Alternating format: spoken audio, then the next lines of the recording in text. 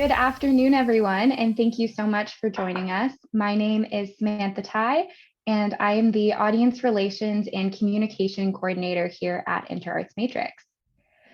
Before we continue with today's program, I would just like to take a moment to acknowledge that the land on which I'm speaking to you today is the traditional territory of the Haudenosaunee, the Anishinaabe, and the Neutral peoples.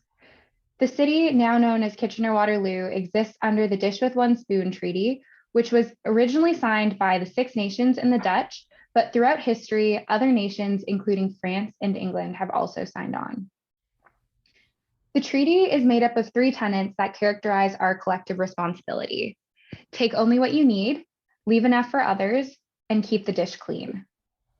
As a settler on this land, I am also bound to this treaty, and I recognize that I have not always upheld my treaty duties. I also acknowledge that as the daughter of an immigrant, I have been afforded certain rights and opportunities that are not extended to people who are native to this land. I share this with you because whether we are colonizers or have been colonized, it's important that we recognize the impact that colonization has had, because we are all responsible in creating a more just future for everyone.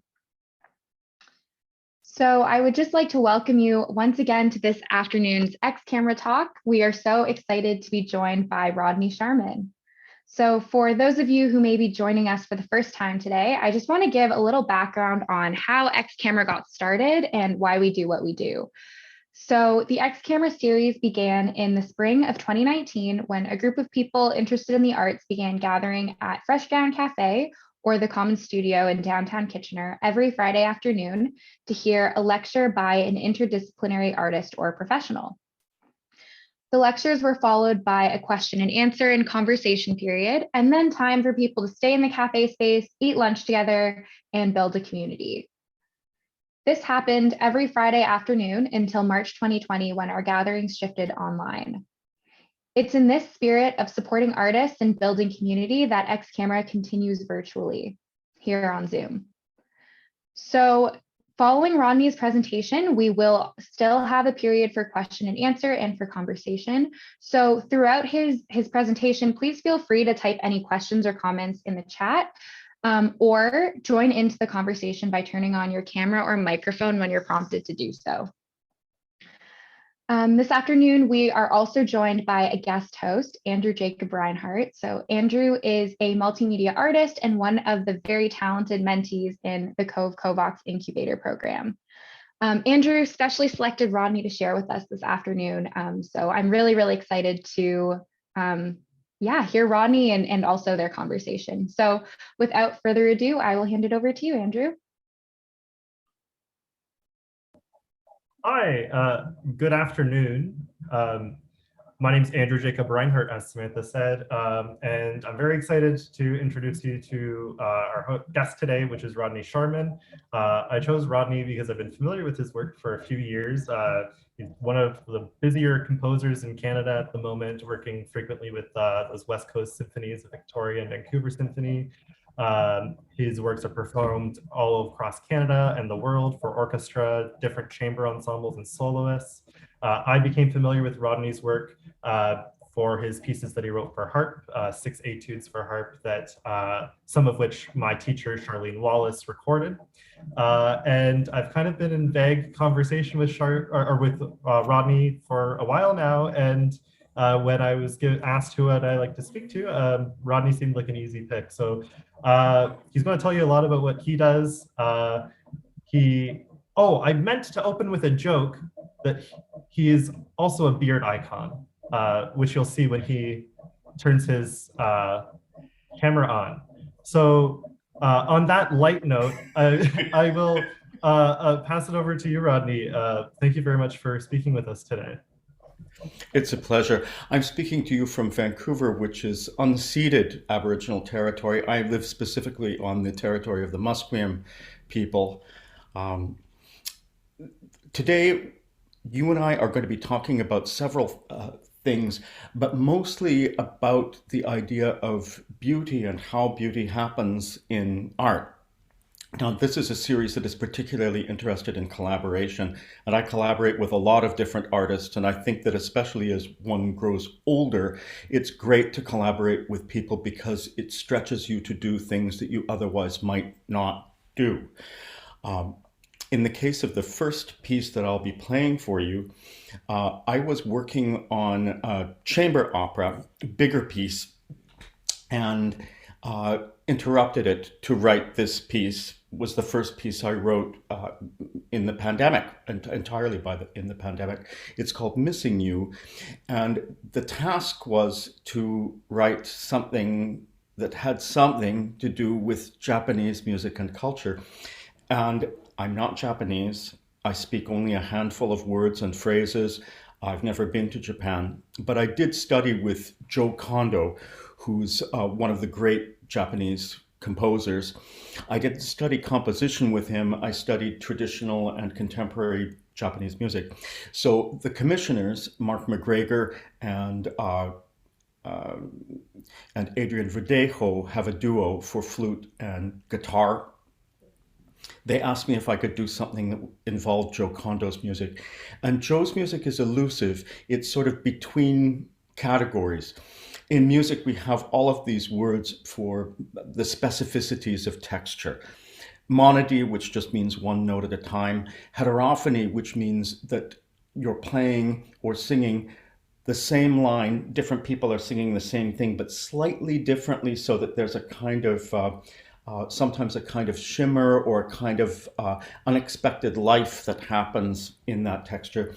There's something called hocket, which means that one performer plays or sings a note, another plays another, and that together, putting it together, it forms a melody out of separate things. And lastly, there's something called Klangfarbenmelodie, which is just German for tone color melody. That is to say that what appears as melody is actually coming from changes in timbre, in this case, the alto flute and the guitar, but also different playing techniques on them. Samantha, if you'd be so kind as to play the piece.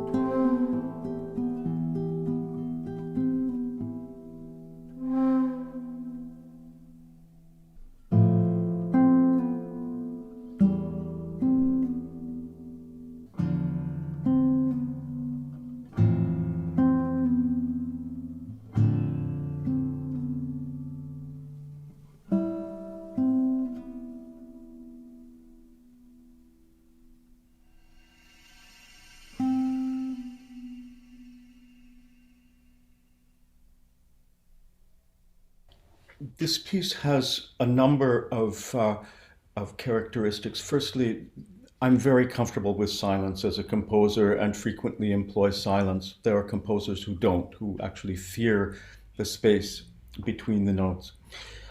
The flute makes these little sighs that are caused by bending pitches. The the guitar does the same. Um, this piece does have repetition of certain bars, but in general, things sound like they are repeating, but they aren't really repeating. The music is kind of circling. There are two main ideas. This tune, if you like, that the piece begins with, and these more asymmetrical figures. The idea that something sounds like it's repeating but is not repeating is quite common in my music. I've written pieces that do this frequently, and it's a way of keeping the music alive. Now, this was written during the pandemic, had its premiere during the pandemic. That means that it was played online first. And this recording was made before there ever was a premiere. I just released this on YouTube a couple of weeks ago with the permission of the performers. This kind of collaboration with players, that is to say that someone asks me to do something, I write them the piece, is kind of normal way of working for most classical composers. In this case, I sent the music to them and they read through it. They sent me back recordings. And in my head, because as you hear, the piece stays pretty much in one place, I heard my old Dutch teacher, Louis Andriessen, who died last summer, actually, Louis' voice saying, "Frozen pitches are our enemies." And by frozen pitches, what it means is that this tune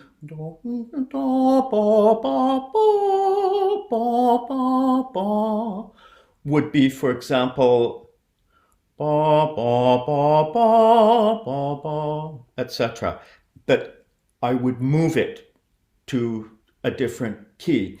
And I did this with the guitar part in particularly because this was, I thought, it's only happening on this one pitch. I should do it somewhere else. The voice of Louis Andriessen saying, "Frozen pitches are our enemies." And so I changed it. I sent it to them. They played it with the music on two different levels and it sounded terrible. And so I brought it back so that it was frozen pitches. The sort of super ego that we have in our heads as musicians comes from all sorts of places, from our teachers, from conductors, from the public. And, you know, we really can only as artists express the truth of what we're doing as best we can. If I, for example, set out to write a piece that is beautiful, I don't know whether I could do it. I honestly believe that beauty descends on a piece after you've finished it, that the intent has to be truthfulness, and it is through expressing oneself truthfully, authentically, that a piece has its identity, and we know when we've made a false move when we're writing something or creating something.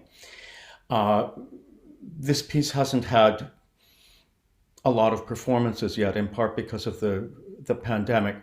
But the response that I have had is that people find the piece beautiful, and that especially non-musicians are touched by the piece, which is why I chose to begin our conversation today with this. So my collaboration with the performers, luckily I had what we call a workshop with them, albeit remotely. I send them the music, they send me a recording, I go, that's not what I want. I change it and get what I want. That's a sort of normal collaboration. But there are other collaborations with artists. I work with dancers and choreographers, sometimes writing music specifically for them. The piece that I'm writing now, long term, is an opera called Showroom, which I'm writing with writer Atom Egoyan. Now, filmmaker Atom Egoyan is probably one of Canada's best known filmmakers. He was nominated for 2 Oscars and is incredibly active. Usually there's about a film a year. But he's written opera libretti as well. My second chamber opera was with his libretto. And this is maybe our 4th or 5th collaboration, but it's only the second opera. Showroom is a very simple plot. It's 3 characters, a mother, her son, and a shop owner. The mother and son are in this boutique looking at and trying on clothes. The son is there as his mother is trying on clothes. And as is somehow typical of Atom Egoyan's writing, there's this kind of elliptical, sinister, sometimes erotic, sometimes threatening language. And this next section that I'm going to play for you it's an excerpt from the opera that has been rearranged for piano. It's actually for a small ensemble of about 10 instruments with the 3 singers. This is a reduction, what we call a reduction for piano, with Andrea Ludwig singing the part of Madeline, the shop owner, who is discussing the intimacy and strangeness of the mother and son together, scrutinizing her decisions and scrutinizing what she finds beautiful. Samantha, if you could please play the clip from Showroom.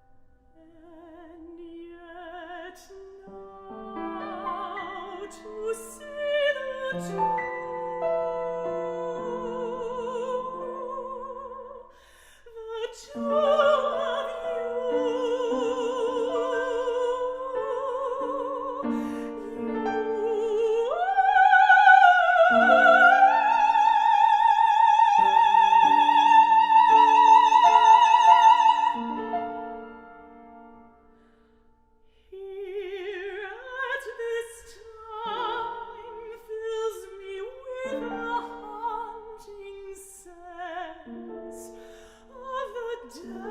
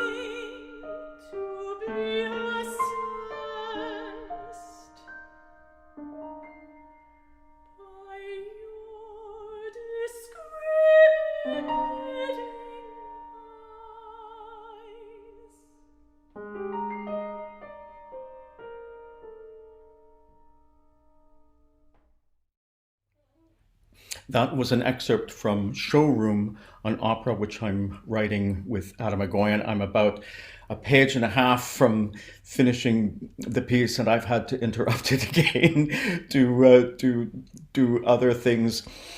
One is always doing things that are urgent rather than things that are important, it seems. This collaboration, Atom wrote the libretto long ago. I am setting it, trying to honor his words as much as possible. I repeat them, I linger on them. Every once in a while I ask for a change. In fact, I'm setting some changed text now. There were long monologues by this character, Madeline, the woman who owns the boutique, that I asked if they could be pleased made a duet between the mother and the shop owner. Atom replied actually making it for all three characters, the mother, her son, and the shop owner. And I've accommodated that as much as possible, making a kind of ensemble at the end and lingering on the beauty of the voice itself, which is very important to me when writing opera, increasingly important to me when writing opera, that I'm writing it for specific singers with specific gifts. And you can hear how well this suits Andrea Ludwig's voice. Curiously, the role is written for soprano Karla Huhtinen, and this opera is being produced by Ensemble Continuum in Toronto. The premiere should be in spring of 2023. All things, if we are all lucky and the stars of the pandemic are in the right place. In this, I really wrote for Karla's voice, and as luck would have it, it suits Andrea's voice very well. As you hear, the text is prosaic. There are no rhymes. The rhythm of the text is important. The emphasis on long vowels and open vowels and vowels that have, words that have these long vowels with no consonants at the end of them. They are in the text, Atom's text, but I linger on them. Words like you, as opposed to think, which has the complexity of has a short vowel and the complexity of two consonants at the end. So part of the euphony of this excerpt is lingering on these open vowels, ah, oo, o, that really show off classically trained voices, operatic voices. As I say, you cannot deliberately make something beautiful. I collaborate with other artists too. One of my longest and most fruitful collaborations now is with pianist Rachel Kiyo Iwaasa. And Rachel just lives a few blocks away from me, so it's fantastically convenient to work with her. She often suggests things to me that I otherwise would never think of. And I write piano music based on the music of the past, on operatic arias, on duets, scenes, and so on, that I recompose for the piano in such a way that I reimagine them. I might draw graffiti all over it so that the operatic original is almost entirely unrecognizable. I might work with it in different ways, but whatever I do, I make it into a kind of intimate rather than a big moment, as opera is known to be. Rachel asked me to do 3 such pieces that turned out to all be on the theme of death and transfiguration, and asked if I would please make a transcription of the final scene of Claude Vivier's Copernicus. Claude Vivier, Canadian composer who died in 1983 at the age of 34. maybe 35. I wasn't given permission to do this. I asked Boozy and Hawks and the Fondation Vivier, but I had already written, a lot of the piece and was really pleased with how I had made this transformation from something that was all about sustained instruments to being on the piano, where the notes do, after all, go away and you can't change them after they've been struck. So I rewrote the piece, starting with this kind of cloudy music that little by little, rather than becoming like Claude Vivier's music, which was my original conception, becomes more and more my music. And I added spoken text written by myself about my friendship with Claude Vivier, our relationship, and what I saw of his death wish as we knew one another in conversations that I had with him. So the piece has a kind of brutality to it. Poor Claude died murdered by a serial killer, a sex worker in his teens. I think he was only 16 years old, the boy who killed him. And it turned out that he had killed a number of other gay men under the same with the same method. The body so mutilated that the police thought that the murder had been committed by more than one person. This information was suppressed in Canada. No one talked about it. I learned that they had caught Claude Vivier's murder while I was living in the Netherlands in 1983 or 84. So during the same year that he died, I knew. But everyone always said died under mysterious circumstances. There was no truthfulness about the circumstances of his death. Queer history is often erased, much in the way that artists of minority races are simply erased in our culture. And it's important, especially as time goes by, to articulate queer history. And in a sense, this piece does this, telling the story with my words, with what Claude Vivier said to me. Samantha, if you would please play my piece, Wounded, with pianist Rachel Iwaasa. Again, this piece was requested and inspired by her.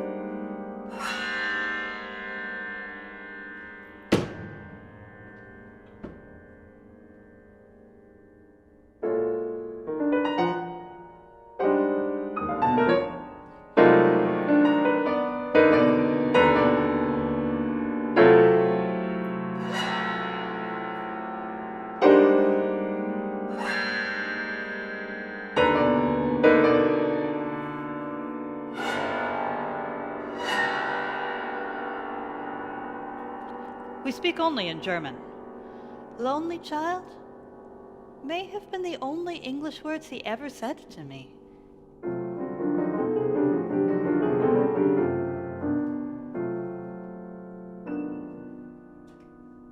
In Paris, some 40 years ago, to speak German loudly, proudly, was at best to invite contempt.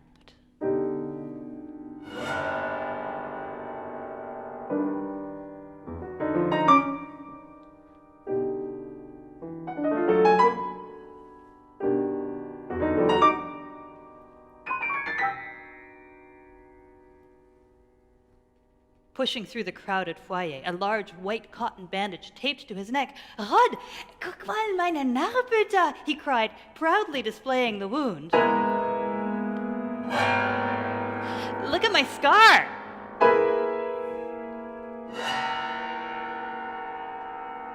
Look at my scar.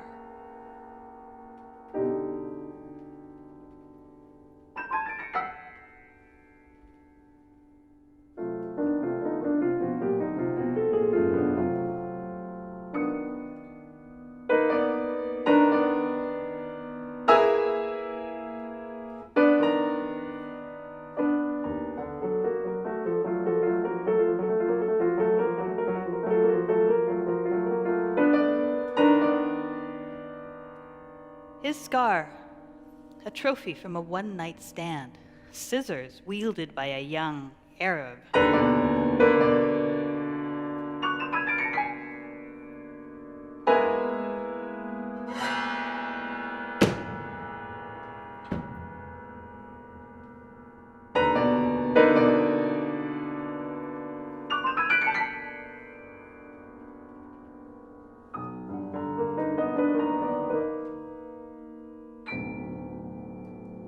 He enters Arab locale shouting, "I am a Jew!"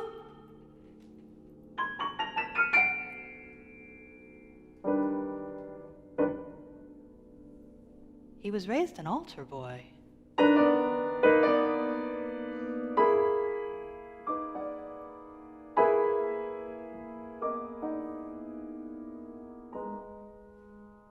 He trolls strip clubs for straight men inflamed by drink and desire. Once satisfied, perhaps a beating in farewell.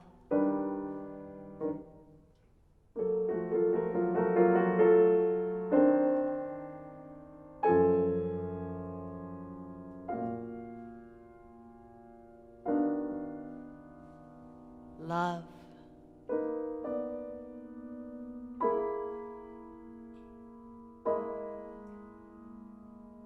Beauty.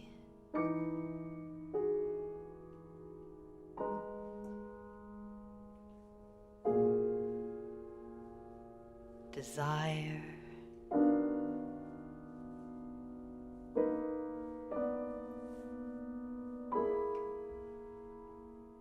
Night.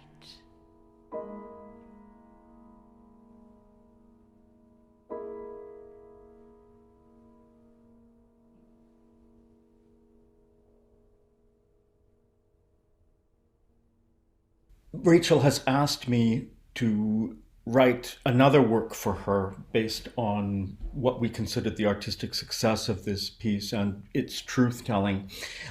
She wants me to investigate the relationship between composer and performer and consent. This involves some truth-telling about the hierarchies of classical music, which can be rather rigid.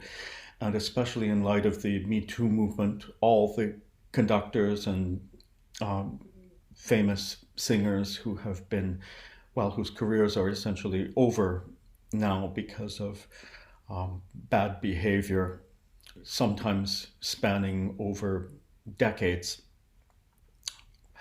and with actually the consent of the classical music establishment. So this is going to be a tough one. I'm reading French philosopher Michel Foucault, also Milena Williams, who's a sex writer on BDSM, and Roland Barthes, who is a much easier and more poetic read. I will be examining and writing constantly in communication with Rachel Iwaasa about the composer-performer relationship. Now, traditionally, composers write the music, performers perform it. In my relationship with Rachel, she suggests ideas to me, I realize them and give them to her, and we workshop them together, refine the piece together. Sometimes in this case, and with other text pieces that I've written, with director David Bloom here in Vancouver, who helps us get the delivery and get the pacing just right. Before I leave you today, I want to talk about one other piece and have play one more piece for you. It's called the Pronoun Symphony. I also write my own text for cabaret. Most of them are funny, some of them are sad, some of them are political. This is, I hope, both funny and political. It's called the Pronoun Symphony. It's based on the tune of one of the most famous pieces of classical music by Franz Joseph Haydn, the Surprise Symphony. And my Pronoun Symphony talks about pronoun usage, which is one of the areas of real progress that has happened. It came about because about 10 years ago, I was teaching teenagers in something called Q-Song, and I had non-binary students for the very first time who wanted to be addressed as them and they. I became good at it, but for an older person, it's initially a bit of a struggle.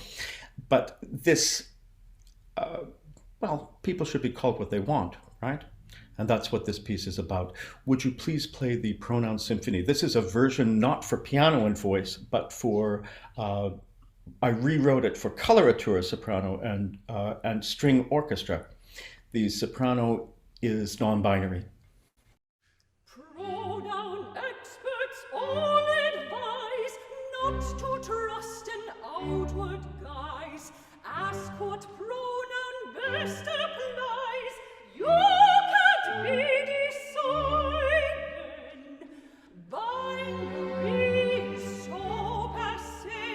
Gender variations and gradations, shades of gray, may need our singular.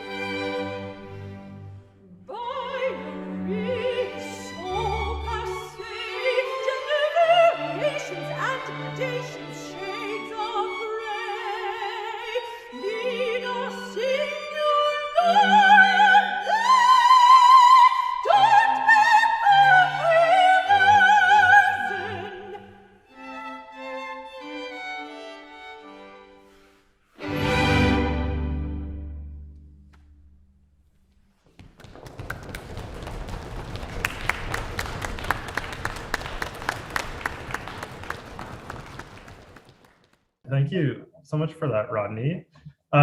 We're going to do a little question thing, but please, everyone that's in attendance, Samantha, are they able to unmute themselves now, or able to type in the chat if they have any questions? I know I have questions based on your discussion.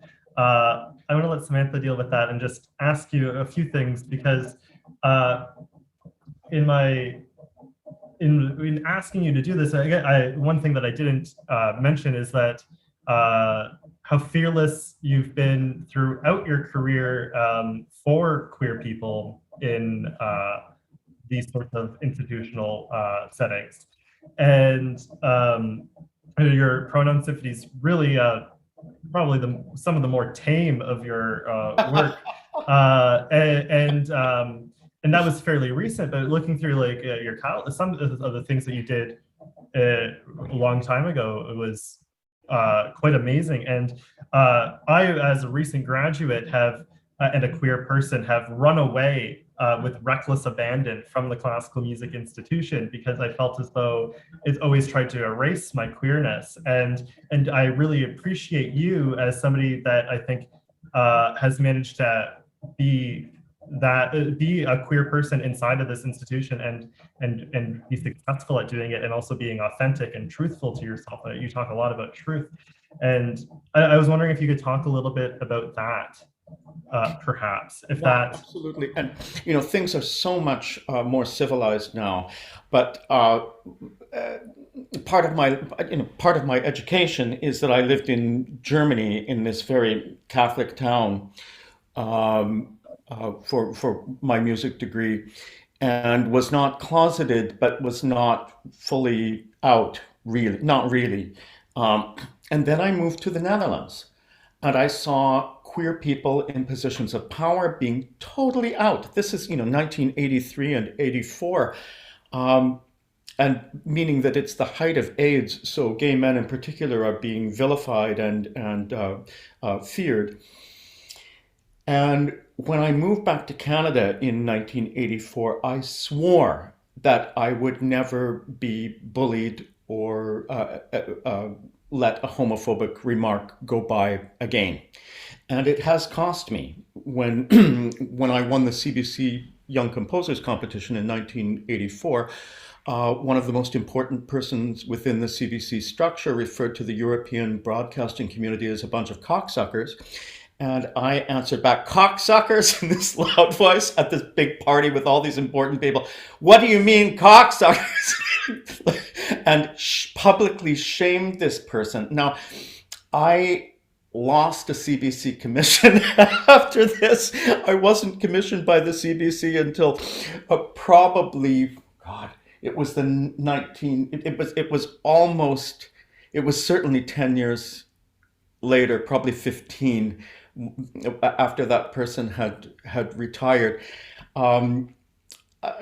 And I also, tried very hard to get an academic position. And in the case of one, I know that I was turned down because I was gay, because two members of the committee told me years later how unbelievably mortified they had been by their colleagues. And I was not, I had not written a lot of my political pieces yet. I was in a nice relationship with this, monogamous relation. I mean, I could not have been, in a sense, more respectable to the outside world, and yet this was brought up. And this was in 1991, when it was totally legal to refuse a queer person work. That changed in 1994, and we sometimes forget how fragile human rights are. But if you think, for example, about Brazil, which was the most friendly place for a queer person to be in South America just 3 years ago, with the political changes there now, it's dangerous. Rights can go away, and it's a sort of never-ending battle for visibility. I would say more now visibility than acceptance, but society has changed, and I'm happy to have been someone who stood up and said something and did something, whether just on a small scale at a party, or on a bigger scale with a work of art. I think it's crucial, and it's an acceptance of one's whole artistic personality as in a way. I feel terribly sorry for the generations before me that had to live in a closeted manner for fear of their lives. Yeah, I guess I grew up in, I'm 25, so I grew up in the transitionary state from mass hate to more so mainstream acceptance, at least in Canada. And and I still find that it's something that we always have to. I still get asked far too regularly why I put my pronouns or that I'm a queer artist in my biographies, and I think it's for this matter of visibility that you were talking about.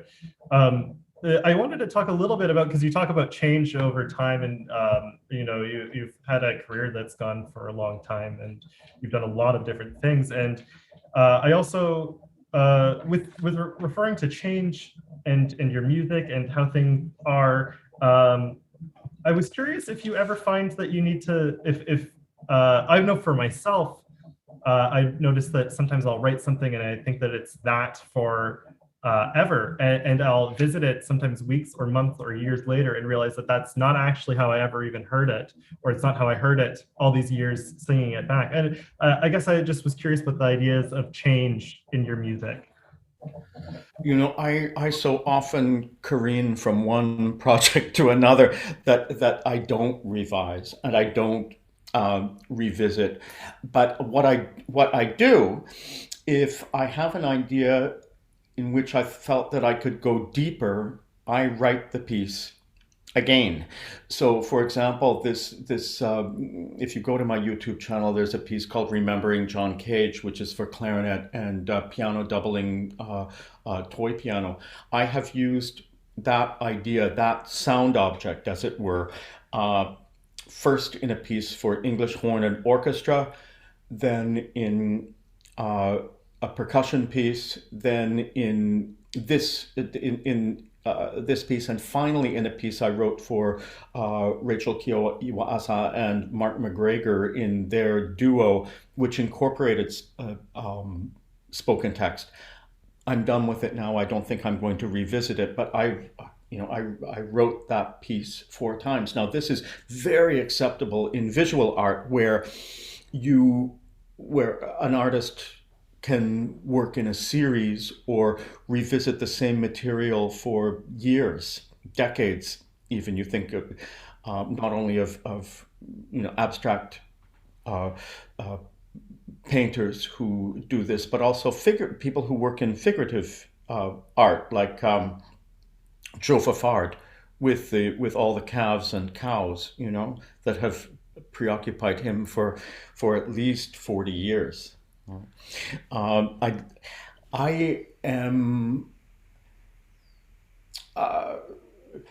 am always interested in what I'm going to do next, and while I revisit things, ultimately I am a kind of sound freak. I'm interested in new timbres and new things. I didn't really play those pieces for you today. I wanted to concentrate more on some collaborations and on the idea of what can be found beautiful.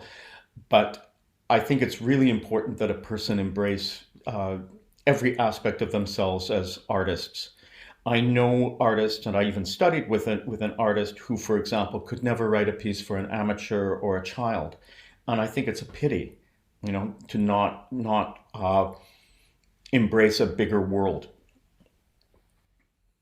That's a very relevant thing currently that I think is just starting to get a lot more momentum. The not being able to write for an amateur, or things that are created for all ages, accessibilities, and experience levels, is something that is under discussed in the classical music realm. It's you typically, when you get to a certain level, you go, oh, I only want to write for the virtuoso, and I like that there's this shift, and there's a great balance in what you do between, I mean, I teach your etudes for harp to my students from a very beginning age. So I love the virtuosity that you put in your music in pieces like Missing You, with the stillness, the virtuosity in the quiet. I'm rambling as I do, but what the reason I guess I initially had asked you, and if you would mind talking a little bit more about this before we open things up, but you talk so much about the people that you write for, and the individual people, and that made me curious as to like, how do things go when you write for one person and then somebody else performs it that has a different hand or a different larynx, and how negotiating that and in the way of change and working with players. Usually I have no control over that whatsoever. Once the piece is in the world, people are going to do what they want. Every once in a while, a player who wants to do something asks permission. I wrote a piece for vibraphone and glockenspiel, two players, where they are speaking, and this very, very fine player in London wrote me, a student, and asked if he could do it on his grad recital, but with two actors reading the text, so that there would be four people on stage. And I said, that I was completely comfortable with that, provided that it looked good, that I wanted that I wanted the stage set up to do this, and that it was important, if these were actors, to not have them declaim, rather to just speak the words in a firm, quiet voice, and not in a way to draw attention to the words too much. And they did it. They said, over a year after the performance, the percussionist sent me a video, and the performance is beautiful. So sometimes performers, with their vision of things, bring something really nice to it. I mean, if they're sensitive. Well. Yeah, if their own truth. You mentioned something earlier about when you write truthfully. I find that when people are able to play their truth into their piece, they can, in that way, collaborate without ever actually interacting. I just want to draw to a comment in the chat about your previous work with Diane, I hope I'm saying this right, Thornycroft, and she's wondering if you have any plans of working with her again in the future, if you want to talk a little bit about work that you've done collaborating with them. I have never worked with Diana Thornycroft. I am a fan of Diana Thornycroft's work, and if I'm going to lift my laptop and show you, when I wrote this first opera with Atom Egoyan to celebrate, I bought one of her pieces, which is called Twins. I mean, talk about gender stuff. This is a self-portrait that she did two ways. This is way back before digital photography, and she is here as in this rather feminine pose as a man, and in this aggressive pose as with her female body. And the photograph is developed at different speeds with inhibiting chemicals and so on. And the light source is just a flashlight that's being moved like this, but with this incredibly slow exposure. What she's done really is just put a dildo in the other way so that it presents as a penis. But it's a real gender fuck piece. I guess I bought it. It would have been, the late 90s. And I also have another piece of hers in the corner here. I have three here, which is Bob and Doug McKenzie, which were characters from the 80s, in a Tom Thompson painting with wolves around them ready to eat them, as well as, while they're drinking beer and talking about Canadian things. So I've never worked with her. She did ask me to be a model once, and I used to be quite muscular. back in my 30s, and I agreed to do it, but it never happened. Well, she's a marvelous artist, and I mean, you talk about societal change. I mean, the poor woman. We there were. She doesn't have accounts on social media because she gets so much hate mail for her visual art. And what particularly upset people were that she took Catholic icons and put them into the bodies of these dead bunnies and hung them from trees all over Saint Boniface, the French Catholic area of Winnipeg, and then took photographs of them as they decayed. And eventually, she said that the photographs were just so explicit that she drew them, and she is a she's a marvelous, almost photographic, realistic artist with pencil and pencil crayons. It's incredible, in fact. But she received, I think, an $8,000 Canada Council grant for this, and some member of Parliament made a huge deal out of it. It was front page news in the art sections of the press, and she was completely vilified yeah, brave and extremely good visual artist. But no, we've never collaborated. I'm glad that you brought. Go ahead. I'm a patron. She's somebody I've never heard of before, but definitely somebody I'm going to check out more because of that. It sounds like some really fantastic, fearless work. Perhaps maybe is a good adjective. Oh, she's amazing. Yeah.